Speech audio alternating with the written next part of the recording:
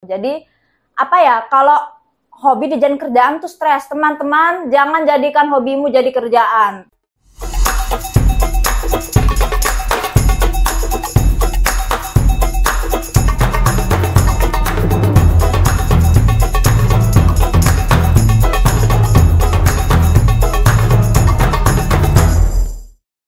Risa, Hai, aku pengen tahu apa? tentang ini. Kan umur berapa sekarang? Dua-dua. 22 tahun. 22 tahun itu pengen tahu pencapaian tertinggi yang udah didapetin. Mm-mm. Terus cara ngedapetinnya gimana? Waduh. Pencapaian dari segi karir atau apa nih ya? Bebas apapun, pencapaian tertinggi bisa karir, bisa dalam hidup, bisa dalam percintaan, bisa apapun. Yang yang pertama tuh nurunin berat badan.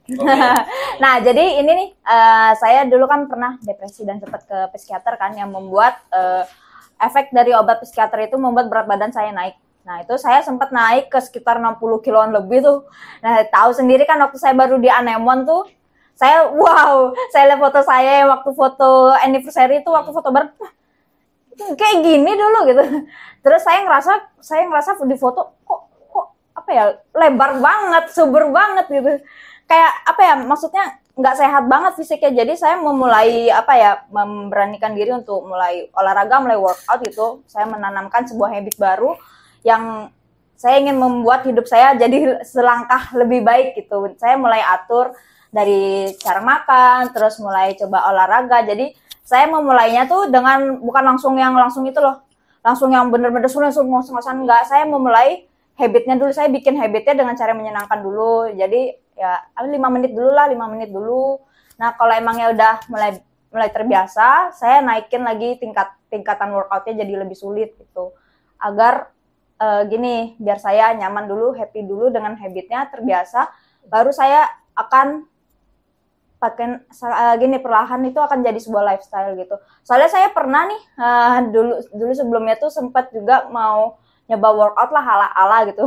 Asal aja ambil comot-comot kardio, high intensity tuh ngos-ngosan parah. Jadi otak saya tuh menyatakan ini sulit gitu. Jadi saya jadi enggan berolahraga gitu. Jadi itu saya memulai dengan cara menyenangkan, dan setelah itu saya juga baca ya di salah satu panutan saya, itu Kak Yulia Balkshun.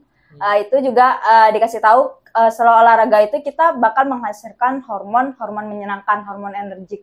Makanya saya seneng tuh kalau abis olahraga selfie, itu kan nampak seksi gitu, anjay.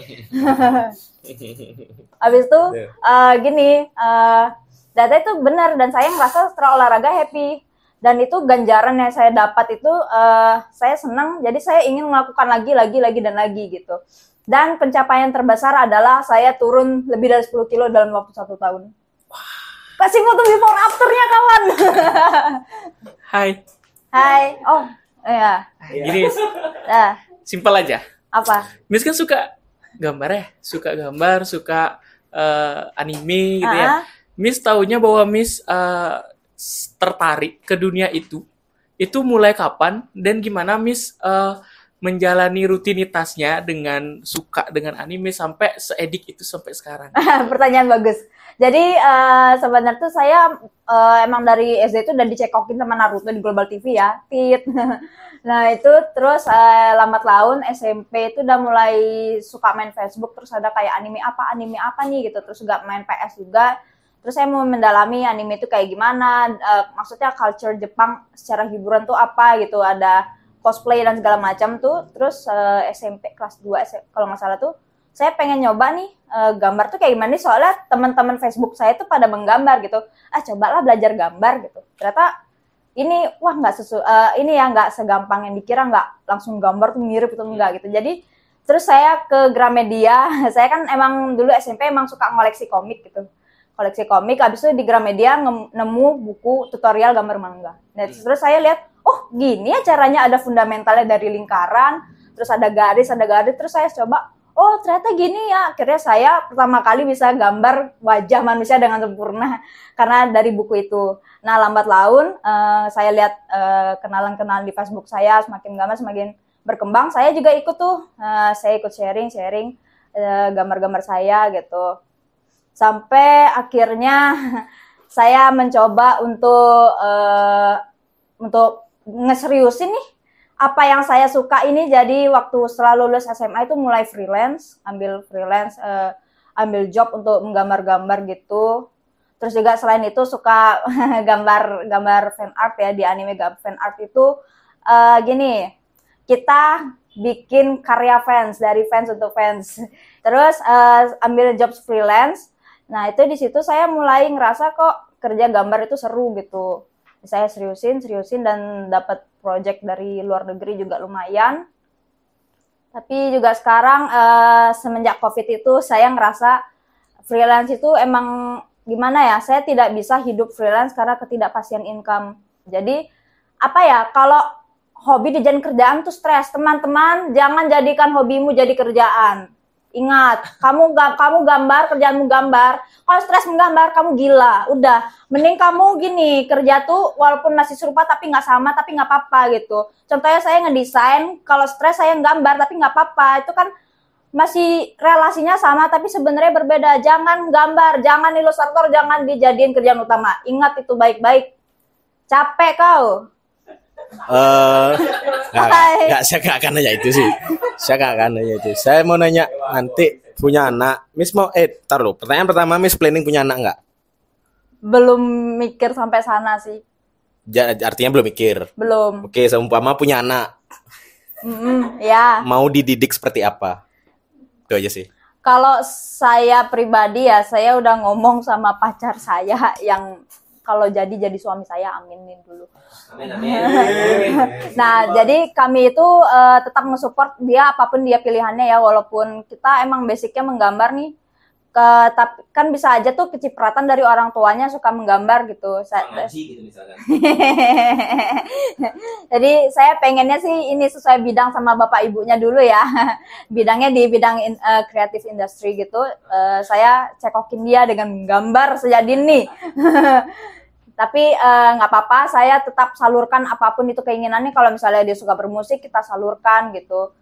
Karena apa ya, itu apapun yang disukai itu dari kecil tuh akan jadi dampak besar di masa depan. Sama kayak contohnya saya menggambar nih, saya dari kecil emang suka gambar, bener-bener itu berdampak di masa depan saya. Bayangin gak lo ngewibu jadi dapat kerjaan lo.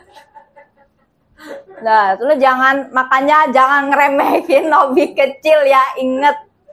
Nah, pokoknya itu intinya.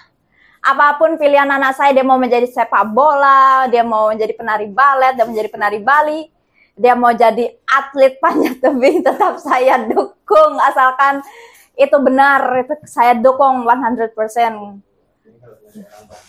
Miss Risa, Ya, kan sudah punya pacar. oke. Nanya pacar lagi. Udah siap menikah? Kalau udah siap, yang belum. Kalau misalkan belum siap, hal apa yang emang perlu diperbaiki? Ini sih dari diri sih sebenarnya, dari diri terutama perilaku ya, perilaku dan juga ini perilaku ibadah, wow, dan juga itu sih pokoknya itu aja intinya. Sudah siap berarti? Finansial juga masih perlu kami perbaiki, bagaimana cara memanage uang dengan baik. Kami juga pulang kerja pun di motor pun sering ngobrol itu, nanti kalau kita nanti uangnya nanti kita nabungnya ini di sini di reksadana ini gimana gitu. Sering nanti kalau kita bagiin pos-posnya gini gimana gitu. Nanti kalau kita nanti kontraknya gini gimana, wah pusing men.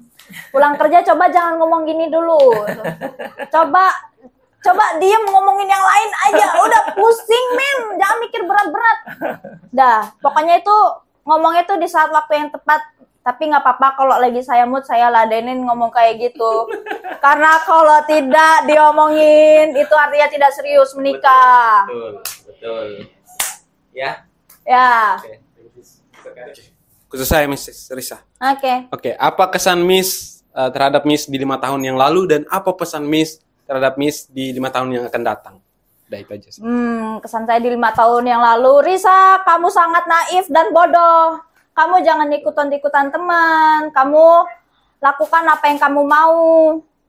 kamu lakukan apa yang kamu suka dan serius niatkan itu yang kamu suka. Terus buat Risa yang 5 tahun yang akan datang, aku harap uangmu akan lebih banyak daripada sekarang. Amin. Amin. Punya kucing yang sejahtera, punya anak. suami yang kaya. Berarti bukan Wahyu. Anda kaya. Wahyunya harus kaya. Oh, Wahyunya harus kaya. Oke. Kita akan bawah itu ya. Wahyunya harus kaya. 5 tahun ke depan Wahyu harus kaya. Ya. Harus ya. Sekarang boleh miskin. Boleh, Mas. Emang sekarang miskin? Berkecukupan. Berkecukupan. Cukup. Ya, oke. Apa? Udah. Apa anak kucing sih? Ya, kayak saya bilang kucing saya harus sejahtera. Ya. Mantap.